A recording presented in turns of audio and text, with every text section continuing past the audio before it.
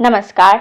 ये महाभारत कथा पूरी तरह से वेद व्यास महाभारत के ऊपर आधारित है। यदि आप इसका निरंतर श्रवण करते रहना चाहते हैं तो इस चैनल को सब्सक्राइब जरूर कर लें और आगे आने वाली सभी पॉडकास्ट के नोटिफिकेशन के लिए बेल आइकन को भी जरूर से प्रेस कर दें। अब है अश्वत्थामा का दुर्योधन से संधि के लिए प्रस्ताव। दुर्योधन द्वारा उसकी अस्वीकृति तथा कर्ण और अर्जुन के युद्ध में भीम और श्री कृष्ण का अर्जुन को उत्तेजित करना।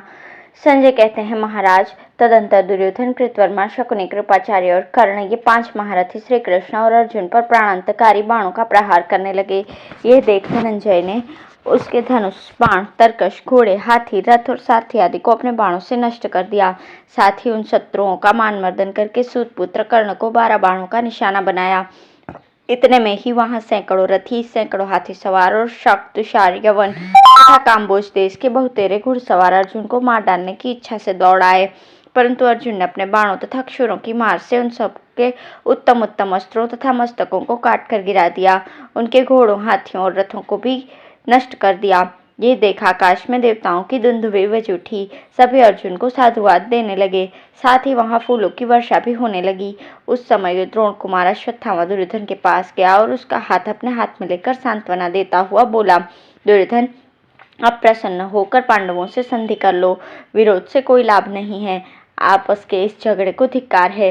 तुम्हारे गुरुदेव अस्त्र विद्या के महान पंडित थे, किंतु इस युद्ध में मारे गए। यही दशा भीष्मादि महारथियों की भी हुई। मैं और मामा कृपाचार्य तो अवध्य हैं, इसलिए अब तक बचे हुए हैं। अतः अब तुम पांडवों से मिलकर चिरकाल तक राज्य शासन करो। मेरे मना करने से अर्जुन शांत हो जाएगा। श्री कृष्ण भी विरोध नहीं चाहते। युधिष्ठिर तो सभी प्राणियों के हित में ही लगे रहते हैं, अतः वे भी मान लेंगे। बाकी रहे भीम और नकुल सहदेव, सो ये धर्मराज के अधीन है। उनकी इच्छा के विरुद्ध कुछ नहीं करेंगे। तुम्हारे साथ पांडवों की संधि हो जाने पर सारी प्रजा का कल्याण होगा। फिर तुम्हारी अनुमति लेकर ये राजा लोग भी अपने अपने देश को लौट जाएं और समस्त सैनिकों को युद्ध से छुटकारा मिल जाए। राजन, यदि ये मेरी बात नहीं सुनोगे तो निश्चय ही शत्रुओं के हाथ से मारे जाओगे और उस समय तुम्हें बहुत पश्चाताप होगा। आज तुमने और सारे संसार ने ये देख लिया कि अकेले अर्जुन ने जो पराक्रम किया है उसे इंद्र, यमराज, वरुण और कुबेर भी नहीं कर सकते। अर्जुन गुणों में मुझसे बढ़कर है, तो भी मुझे पूर्ण विश्वास है कि वे मेरी बात नहीं टालेंगे। यही नहीं, वे सदा तुम्हारे अनुकूल बर्ताव भी करेंगे। इसलिए राजन, तुम प्रसन्नतापूर्वक संधि कर लो। अपनी घनिष्ठ मित्रता के कारण ही मैं तुमसे ये प्रस्ताव कह रहा हूँ। जब तुम इसे प्रेम पूर्वक स्वीकार कर लोगे तो मैं कर्ण को भी युद्ध से रोक दूंगा। विद्वान लोग 4 प्रकार के मित्र बतलाते हैं। एक सहज मित्र होते हैं जिनकी मैत्री स्वाभाविक होती है। दूसरे हैं संधि करके बनाए हुए मित्र। तीसरे वे हैं जो धन देकर अपनाए गए हैं। किसी का प्रबल प्रताप देखकर जो स्वतः चरणों के निकट आ जाते हैं, शरणागत हो जाते हैं, वे चौथे प्रकार के मित्र हैं। पांडवों के साथ तुम्हारी सभी प्रकार की मित्रता संभव है। वीरवर, यदि तुम प्रसन्नतापूर्वक पांडवों से मित्रता स्वीकार कर लोगे तो तुम्हारे द्वारा संसार का बहुत बड़ा कल्याण होगा। इस प्रकार जब अश्वत्थामा ने दुर्योधन से हित की बात कही तो उसने मन ही मन खिन्न होकर कहा, मित्र, तुम जो कुछ कहते हो वो सब ठीक है, किंतु इसके संबंध में कुछ मेरी बात भी सुन लो। इस दुर्बुद्धि भीम ने दुशासन को मार डालने के पश्चात जो बात कही थी वो अब भी मेरे हृदय से दूर नहीं होती। ऐसी दशा में कैसे शांति मिले? क्यों कर संधि हो? गुरुपुत्र, इस समय तुम्हें कर्ण से युद्ध बंद कर देने की बात भी नहीं कहनी चाहिए, क्योंकि अर्जुन बहुत थक गए हैं। अतः अब कर्ण उन्हें बलपूर्वक मार देगा।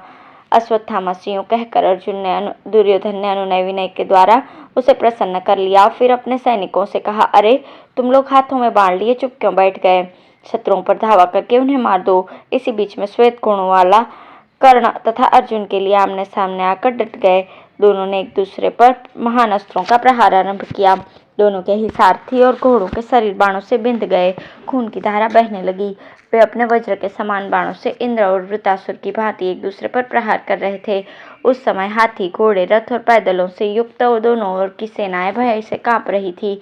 इतने में ही कर्ण मत वाले हाथी की भांति अर्जुन को मारने की इच्छा से आगे बढ़ा। ये देखकर सोमको ने चिल्लाकर कहा, अर्जुन, अब विलंब करना व्यर्थ है। कर्ण सामने है, इसे छेद दो, इसका मस्तक उड़ा दो। इसी प्रकार हमारे पक्ष के बहुतेरे योद्धा भी कर्ण से कहने लगे, कर्ण, जाओ, अपने तीखे बाणों से अर्जुन को मार दो। तब पहले कर्ण ने 10 बड़े बड़े बाणों से अर्जुन को बींध दिया। फिर अर्जुन ने भी तेज की हुई धार वाले 10 सहायकों से कर्ण की कांख में हंसते हंसते प्रहार किया। अब दोनों एक दूसरे को अपने बाणों का निशाना बनाने लगे। और हर्ष में भरकर भयंकर रूप से आक्रमण करने लगे। अर्जुन ने गांडीव धनुष की प्रत्यंचा सुधार कर कर्ण पर नाराज, नालिक, वराहकर्ण, क्षुर, आंजलिक और अर्धचंद्र आदि बाणों की झड़ी लगा दी। किंतु अर्जुन ने जो जो बाण उस पर छोड़े थे उसको उसी को अपने सहायकों से नष्ट कर डालता था। तदंतर उन्होंने आग्नेयास्त्र का प्रहार किया।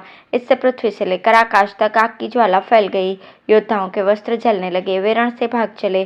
जैसे जंगल के बीच बांस का वन जलते समय जोर जोर से चटकने की आवाज करता है, उसी प्रकार आग की लपट में झुलसते हुए सैनिकों का भयंकर आर्तनाद होने लगा।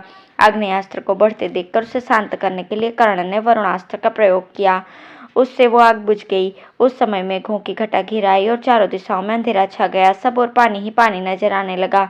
तब अर्जुन ने वायव्यास्त्र से कर्ण के छोड़े हुए वरुणास्त्र को शांत कर दिया। बादलों की वो घटा छिन्न भिन्न हो गई। तत्पश्चात उन्होंने गांडीव धनुष, उसकी प्रत्यंचा तथा बाणों को अभिमंत्रित करके अत्यंत प्रभावशाली इंद्रास्त्र वज्र को प्रकट किया। उससे क्षुरप्र, अंजलिक, अर्धचंद्र, नालिक, नाराज और वराहकर्ण आदि तीखे अस्त्रों की हजारों की संख्या में वर्षा होने लगी। उन अस्त्रों से कर्ण के सारे अंग, घोड़े, धनुष, दोनों पहिए और ध्वजाएं बिंध गईं। उस समय कर्ण का शरीर बाणों से आच्छादित होकर खून से लथपथ हो रहा था। क्रोध के मारे उसकी आंखें बदल गईं।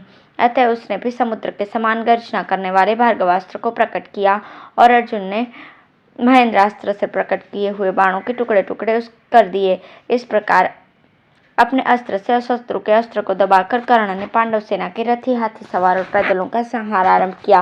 भार्गवास्त्र के प्रभाव से जब वो पांचालों तथा सौमुखों को पीड़ित करने लगा तो वे भी क्रोध में भरकर उस पर टूट पड़े और चारों ओर से तीखे बाण बरसाकर उसे बींधने लगे।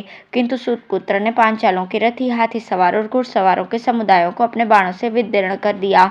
वे चीखते चिल्लाते हुए प्राण त्याग कर धराशायी हो गए। उस समय आपके सैनिक कर्ण की विजय समझकर सिंहनाद करने लगे और ताली पीटने लगे। ये देखकर भीम क्रोध में भरकर अर्जुन से बोले, विजय, धर्म की अवहेलना करने वाले इस पापी कर्ण ने आज तुम्हारे सामने ही पांचालों के प्रधान प्रधान वीरों को कैसे मार डाला। तुम्हें तो कालिकेय नामक दानव भी नहीं परास्त कर सके। साक्षात महादेव जी से तुम्हारी हाथापाई हो चुकी है। फिर भी सुतपुत्र ने तुम्हें पहले ही बाण मारकर कैसे बींध दिया। तुम्हारे चलाए हुए बाणों को इसने नष्ट कर दिया। ये तो मुझे एक अचंभे की बात मालूम हो रही है।